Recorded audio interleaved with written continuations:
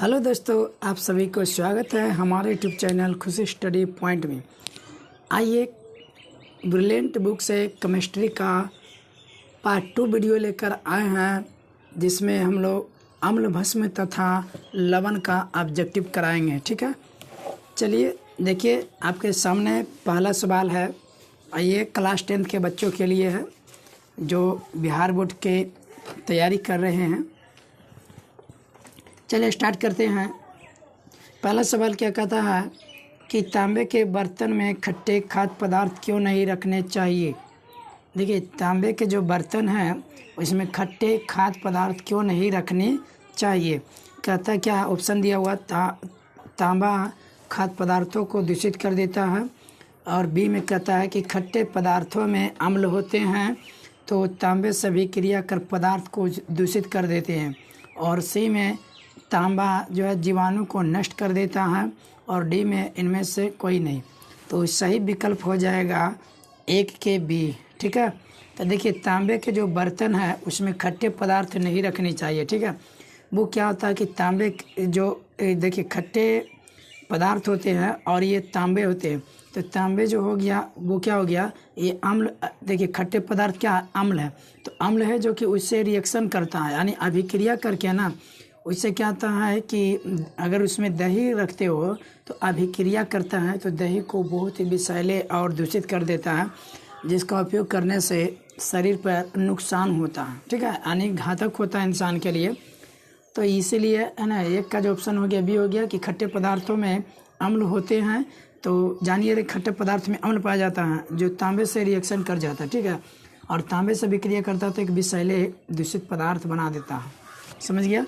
चलिए next question की ओर बढ़ते हैं। क्वेश्चन नंबर 2 देखिए, कहता क्या कि धातु के साथ अम्ल की अभिक्रिया से सामान्यतः कौन सी गैस निकलती है। यदि धातु के साथ अम्लों से अभिक्रिया होता है तो वो कौन सी गैस निकलती है। आप सभी को मालूम होनी चाहिए, जब धातु अम्ल से अभिक्रिया करता है तो कौन सा गैस निकलता है, मालूम है ना। जैसे मान लीजिए हम यहाँ पर ले लिए सोडियम। ठीक है, तो ये धातु हो गया और इसको क्या कर रहे हैं कि अम्लों से अभिक्रिया कर रहे हैं। तो जब आप ये देखिए, ये हो गया हाइड्रोक्लोरिक अम्ल। ठीक है, तो जब इसको अभिक्रिया करिएगा तो क्या बना लेगा, NaCl। ठीक है, क्या बना लेगा, NaCl और प्लस हाइड्रोजन गैस। ठीक है जी, तो देखिए यहाँ से क्या हो गया, हाइड्रोजन गैस बना लिया। यानी जब धातु के साथ अम्ल की अभिक्रिया होता है तो कौन सा गैस निकलता है, तो देख सकते हैं आप हाइड्रोजन गैस, इसलिए 2 का ऑप्शन ए हो जाएगा। ठीक है, चलिए तीसरा सवाल देखते हैं हम। तीसरा क्या कहता है कि CaOCl2 का प्रचलित नाम क्या। CaOCl2 का प्रचलित नाम क्या। तो याद रखिएगा, ये जो प्रचलित नाम हो गया ये विरंजक चूर्ण हो गया। ठीक है, ये किसका सूत्र है, तो विरंजक चूर्ण का है। ये किसका हो गया, विरंजक चूर्ण का हो गया, यानी विरंजक चूर्ण का सूत्र क्या हो गया, CaOCl2। चलिए चौथा नंबर सवाल देखते हैं। चौथा नंबर क्या कहता है कि कठोर जल को मृदु बनाने के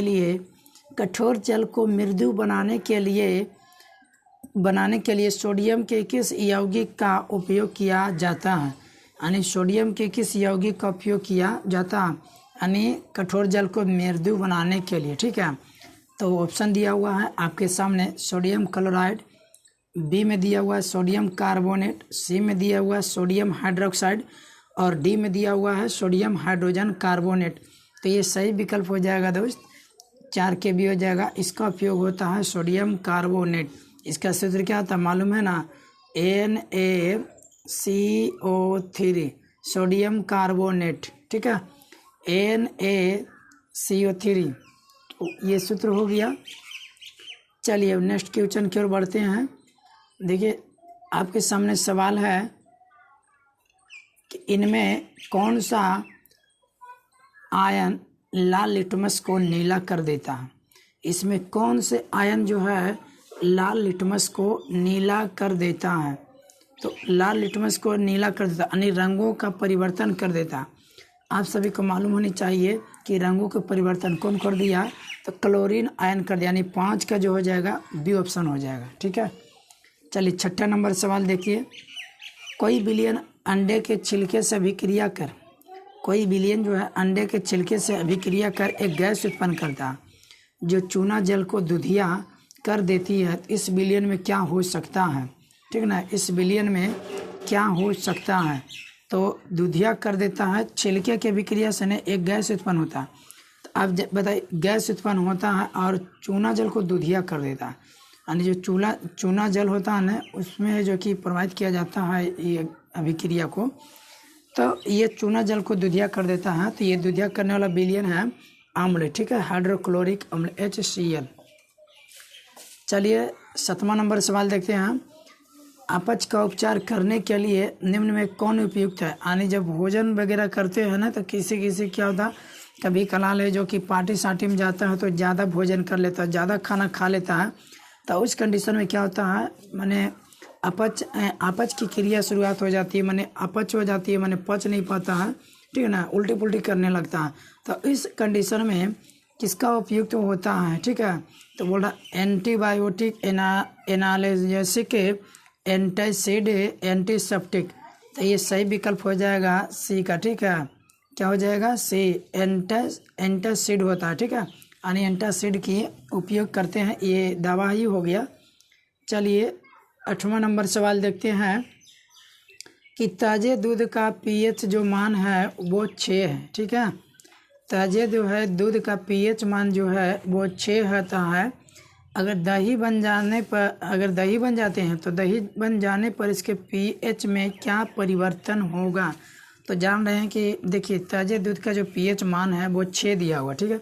अब जानते हैं कि दही बनता तो वो भी तो अम्लीय होता है ना, तो दूध खट्टा ज़्यादा कि दही खट्टा ज़्यादा। अब कहिएगा सर दही में ज़्यादा खट्टा हुआ, तो ज़्यादा खट्टा जो होते जाएंगे वो तो और अम्लीय होता है।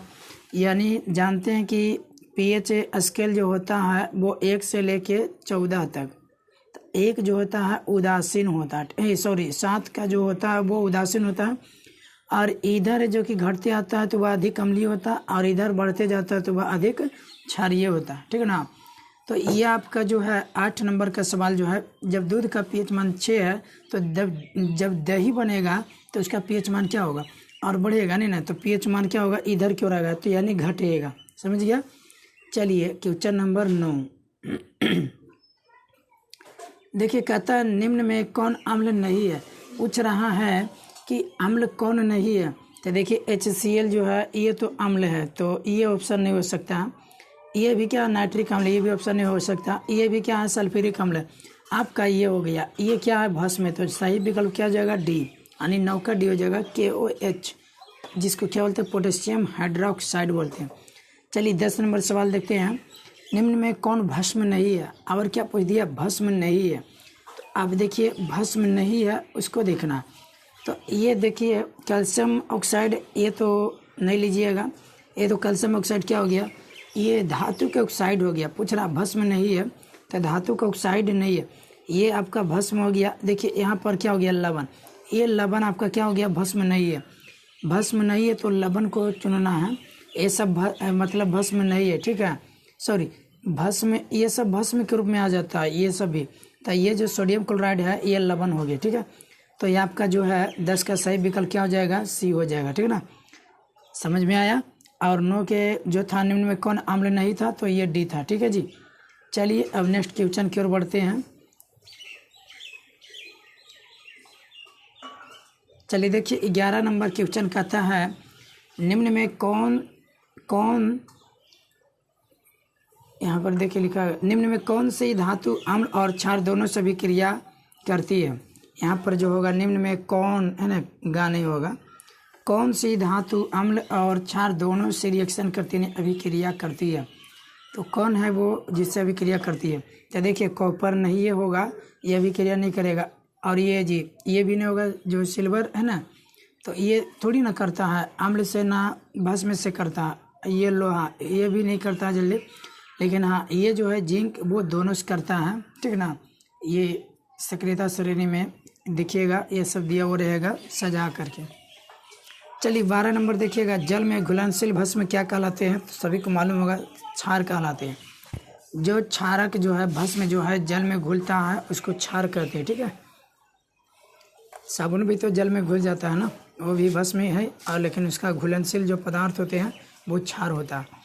चलिए 13 नंबर सवाल देखिएगा, निम्न में कौन प्रबल भस्म है, यानी प्रबल भस्म को ढूंढना। ठीक है, तो यहाँ पर कह रहा है ए में क्या है NH4OH, और बी में जो कह रहा है KOH, और सी में APOH के होल 2, और डी में कह रहा है COOH के होल 2।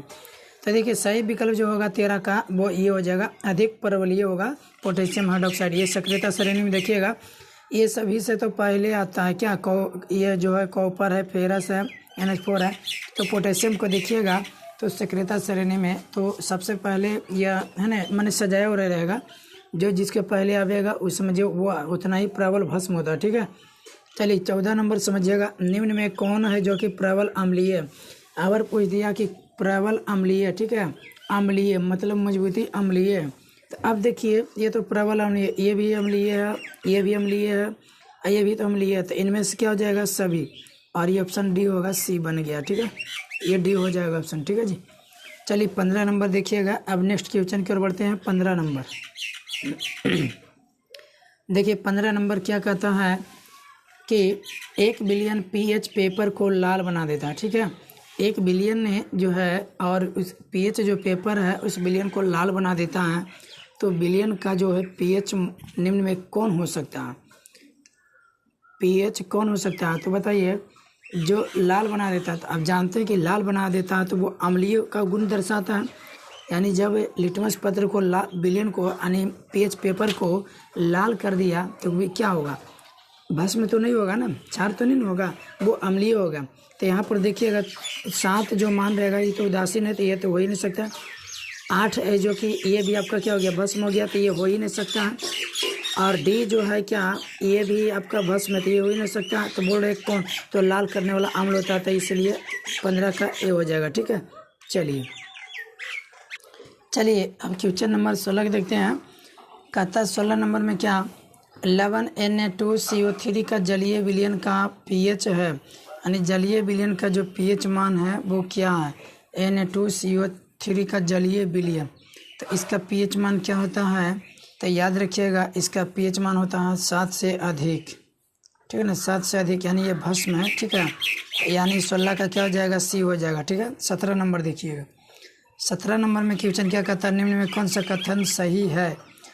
कथन ढूंढना है कि कौन सही है। तो धातु के ऑक्साइड अम्लीय होते हैं, गलत हो गया। धातु के ऑक्साइड जो होते हैं ये क्षारीय होता है। ठीक है, फिर वाला धातु के ऑक्साइड क्षारीय होता है, तो ये भी गलत है, अम्लीय होता है। ठीक है, और सी में कहता है कि धातु के ऑक्साइड भस्मिक होते हैं। यस, ये बिल्कुल सही हो गया। ठीक है, तो ये मिल गया हमारा ऑप्शन 17 का सी, आगे देखने की ज़रूरत नहीं है। चलिए 18 नंबर सवाल को देखते हैं। 18 नंबर क्या कहता है, निम्न में सही कथन को चुनिए। तो निम्न में सही कथन को चुनिए। तो अम्ल जल में हाइड्रोजन आयन देते हैं, और क्षार जो है हाइड्रोजन ऋण आयन देते हैं, ये धन आयन हो गया, और ऋण आयन देते हैं। और बी में कहता है अम्ल जल में है जो कि हाइड्रोनियम आयन देते हैं, और क्षार जो H3O प्लस हाइड्रोनियम आयन बोलते हैं, और क्षार OH पॉजिटिव आयन देते हैं। सी में अम्ल जल में हाइड्रोजन आयन ऋण चार्ज आयन देते हैं, और क्षार जो है हाइड्रोजन धन आयन देते हैं। और डी में कहता है कि अम्ल जल में हाइड्रोनियम आयन पॉजिटिव आयन देते हैं, और क्षार जो है हाइड्रोनियम आयन हाइड्रोक्साइड ऋण आयन देते हैं। तो सही विकल्प का जो होगा डी हो जाएगा। ठीक है, ये जल में घुलकर हाइड्रोनियम आयन देते हैं, और क्षार जो है हाइड्रोक्साइड आयन देते हैं। क्लियर। चलिए 19 नंबर को देखिए। 19 नंबर में कहता है निम्न में कौन अम्लीय है। अम्ल को चुनना है, तो ये तो सीधा दिख रहा है, तो ये भी हो जाएगा HCl का जलीय विलयन का घोल। चलिए नेक्स्ट क्वेश्चन की ओर बढ़ते हैं। चलिए देखिए 20 नंबर सवाल क्या कहता है, निम्न में कौन द्रव्यल भस्म है। ठीक है, तो निम्न में कौन द्रव्यल भस्म है। तो ए में HCl है, बी में HNO3 है, सी में जो है H2SO4 है। तो इतना तो पीछे भी देखे थे, ये जो है प्रबल अम्ल था, तो इसलिए सही विकल्प क्या हो जाएगा, डी हो जाएगा। ठीक है, चलिए अब देखते हैं 21 नंबर सवाल। 21 नंबर सवाल कहता है H2SO4 यानी इसका सूत्र हो गया सल्फ्यूरिक अम्ल। तो सल्फ्यूरिक अम्ल एक प्रबल है, क्योंकि जलीय घोल में यह पूर्णतः क्या कर रहा है ऑप्शन में, क्या पूर्णतः आयनित होता है, अंशतः आयनित होता है, आयनित नहीं होता है, 2 चरणों में आयनित होता है। तो ये क्या इसके जो सही ऑप्शन हो जाएगा पूर्णतः आयनित होता है, यानी ए हो जाएगा। ठीक है, चलिए 22 नंबर देखिएगा, निम्न में से किसे गर्म करने पर प्लास्टर ऑफ पेरिस प्राप्त किया जाता है? किसको गर्म करते हैं? तो ए में कहता पत्थर है, बी में जिप्सम है, सी में कच्चा चूना, डी में ब्रंजक चूर्ण। तो 22 का जो सही ऑप्शन हो जाएगा जिप्सम। इसको गर्म करने से क्या होता है? ब्रंजक चूर्ण प्लास्टर ऑफ पेरिस प्राप्त होता है। ठीक है, तब कहेगा किसको गर्म करने से प्लास्टर ऑफ पेरिस प्राप्त होता है? तो बोलिएगा जिप्सम को। ठीक है, चलिए 23 नंबर सवाल को देखते हैं। 23 नंबर क्या कहता है कि हमारी धातु का एनामेल किस यौगिक से बना होता है? जो हमारी धातु का एनामेल होता है किस यौगिक से बना होता है? ऑप्शन दिया हुआ कैल्शियम कार्बोनेट, कैल्शियम क्लोराइड, और सी में कैल्शियम ऑक्साइड, डी में कैल्शियम फॉस्फेट। तो ये इसका जो सही विकल्प हो जाएगा तो इसका वो ए हो जाएगा, कैल्शियम कार्बोनेट का बना होता है। ठीक है, चलिए अब जो कि 24 नंबर सवाल को देखते हैं।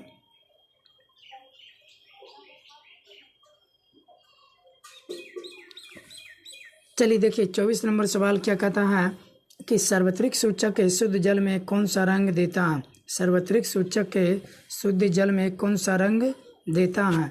तो ऑप्शन दिया हुआ लाल, हरा, नीला, बैंगनी। तो 24 का जो सही विकल्प होगा वो ए बी हो जाएगा, यानी हरा।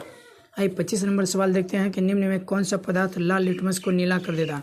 निम्न में कौन सा पदार्थ जो है लाल लिटमस को नीला कर देता है? तो कौन सा पदार्थ है जो कि लाल लिटमस को नीला करता है? तो HCl गैस, ये भी नहीं।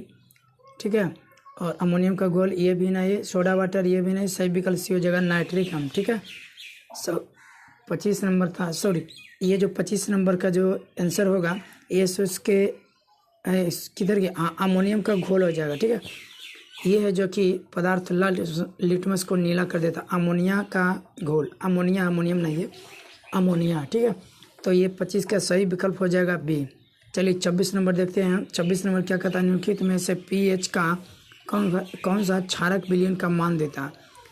कौन सा क्षारक विलयन का मान देता है? क्षारक विलयन का मान कौन देता? तो ये तो अम्लीय हो गया, ये उदासीन हो गया, ये भी अम्लीय हो गया, तो ये दे देगा। कौन हो जाएगा? 26 के डी, यानी 13। चलिए अगला सवाल देखते हैं 27 नंबर। देखिए 27 नंबर क्या कहता है? सोडियम में क्लोराइड के जलीय विलयन से विद्युत धारा प्रवाहित करने पर यह वियोजित होकर सोडियम हाइड्रोक्साइड बनाता है। इस प्रक्रिया को क्या कहते हैं? तो ये जो है सोडियम क्लोराइड को जलीय विलयन से विद्युत धारा प्रवाहित करने पर यह वियोजित होकर सोडियम हाइड्रोक्साइड बनाता है। तो यह प्रक्रिया को क्या कहते हैं? क्लोर क्षार अभिक्रिया, बी में कहता है क्लोर अभिक्रिया, वियोजन अभिक्रिया, संयोजन अभिक्रिया। तो सही विकल्प हो जाएगा एक, क्लोर क्षार अभिक्रिया। ठीक है, चलिए 28 नंबर सवाल देखते हैं। 28 नंबर क्या कहता है कि निम्नलिखित में कौन विजातीय यौगिक है? तो 28 नंबर में ऑप्शन दिया हुआ चूना पत्थर, खड़िया, संगमरमर, प्लास्टर ऑफ पेरिस। तो कौन विजातीय है? तो ये सब जो है ना, ये सब एक है। ठीक है, तो ये अलग हो गया प्लास्टर ऑफ पेरिस, ये जिप्सम से प्राप्त किए जाते हैं गर्म करते हुए। ठीक है, चलिए तो 28 का डी हो गया। अब देखते हैं 29 नंबर सवाल। 29 नंबर क्या कहता है? निम्नलिखित में कौन सही है? कौन सही है लिखा हुआ। ठीक है, तो 29 में कौन सही है? यहाँ पर देखिए लिखा है Na2CO3 5H2O। ये जो लिखा हुआ है ना, इसमें से पकड़ना है कि कौन सही लिखा हुआ। देखिए सोडियम है जो धोने वाला सोडा होता है, तो ये इसका सूत्र होता है Na2CO3 × 10H2O होता है। ठीक है, ये धोने वाला सोडा, समझ गया? तो कौन सही लिखा, सूत्र देखना है कि कौन सही लिखा हुआ। और ये सवाल देखिए 2014 में भी पूछा, 2015 में, यानी जो सवाल है ना वो अधिकांश पूछे हुए है, इसी का मैं करवा रहा हूँ और बहुत ही यूजफुल होता है एग्ज़ाम के लिए। पूछा हुआ भी ब्रैकेट में लिखा हुआ है कि कभी ये सब पूछा है सवाल। आइए 30 नंबर को देखते हैं। 30 नंबर क्या कहता है ना कि नीला थोथा, यानी इसको तुतिया कहते हैं, का रासायनिक सूत्र क्या होता है? तो इसका रासायनिक सूत्र याद रखिएगा CuSO4 5H2O। ठीक है, 30 के बी हो जाएगा। आइए 31 नंबर देखते हैं। 31 नंबर सवाल क्या कहता है? निम्नलिखित में कौन लवण है?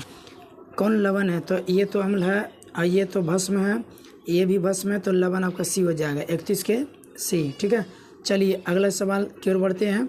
32 नंबर का था संगमरमर का रासायनिक सूत्र क्या? तो संगमरमर का रासायनिक सूत्र होता है कैल्शियम कार्बोनेट को ही कहते हैं, ये हो जाएगा। ठीक है, CaCO3। आइए 33 नंबर सवाल में NaOH है, ये क्या है? अम्ल है, क्षार है, लवण है, किनमें से कोई नहीं। तो ये 33 के हो जाएगा 4, क्योंकि NaOH हो गया सोडियम हाइड्रोक्साइड है ना। आइए 34 नंबर सवाल को देखते हैं। 34 नंबर क्या कहता है कि निम्नलिखित में किस विलयन का उपयोग दीवारों की सफ़ेदी करने के लिए किया जाता है, यानी किस विलयन का उपयोग है जो कि दीवारों को सफ़ेद करने में किया जाता है।